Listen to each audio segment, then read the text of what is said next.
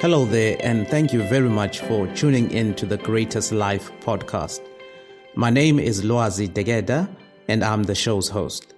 The whole aim of this podcast is to empower and inform listeners with information that can help them release their potential so that they can live their greatest lives.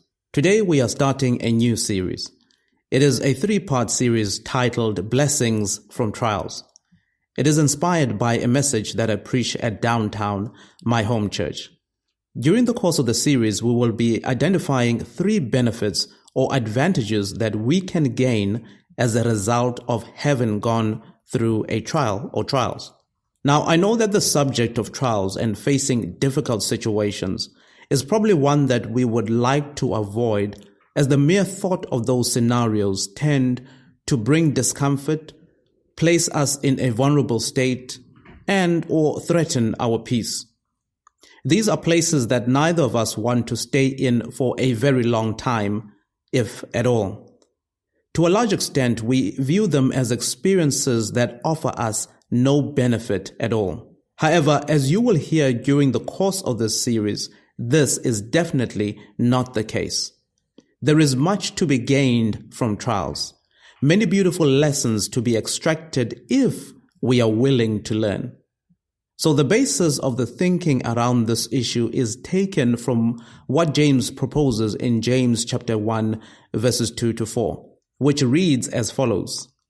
Consider it pure joy, my brothers and sisters, whenever you face trials of many kinds, because you know that the testing of your faith produces perseverance. Let perseverance finish its work, so that you may be mature and complete, not lacking anything. So here James invites us to have a different view on trials, a perspective that will serve us well as we go through the trial that is the COVID-19 and all its associated consequences. He says we must consider it pure joy whenever we face trials of many kinds. In other words, we must view them from the perspective of them being a cause for jubilation, as in them we get an opportunity to grow. Now, at face value, this looks like a contradiction in terms. However, if you stay with me over the course of the coming weeks, you will see how this can truly be so. I do not for one moment believe that James wants us to invite trials and tribulations, but rather acknowledge them as a part of the human experience. Maybe before we proceed any further with this introduction to the series, it's important to settle from the very onset that indeed trials are a part of life. Let's settle that one in our hearts. As a young believer, though, I labored under the false understanding that allowing the Lordship of Christ to take over one's life meant a cessation of the presence of trials and tribulations. Boy, was I wrong, as I would discover many times over during subsequent years. One particular trial that comes to mind was the one occasioned by the loss of my father, at a time when he was the sole breadwinner, as my mother was no longer working. I was in the first month of my legal articles, therefore not earning much. My older sister had also just started working, and both my younger sisters were still at school. I really feared the life that we had been accustomed to living was all but over. I could not help think of the worst-case scenario, that is, assets being repossessed, and there being no means to pay for my sister's school fees, let alone the upkeep of the house, or rather the home.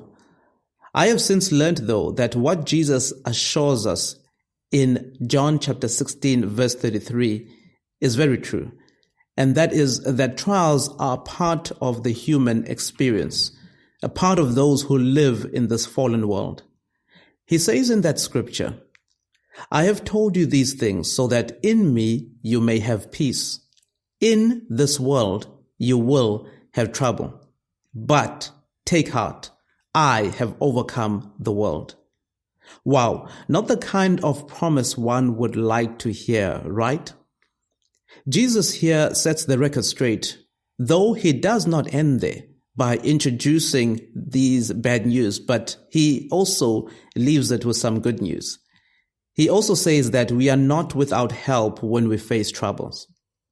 He himself faced and overcame many of them, giving us comfort that because he overcame, and because he lives in those who have accepted him into their lives, with his help, we can overcome them as well. Okay, I think that's enough by way of an introduction. Next week, we delve into the first blessing, that of trials blessing us with an opportunity to have our faith tested. So thank you very much for tuning in this week. Until next time, take care.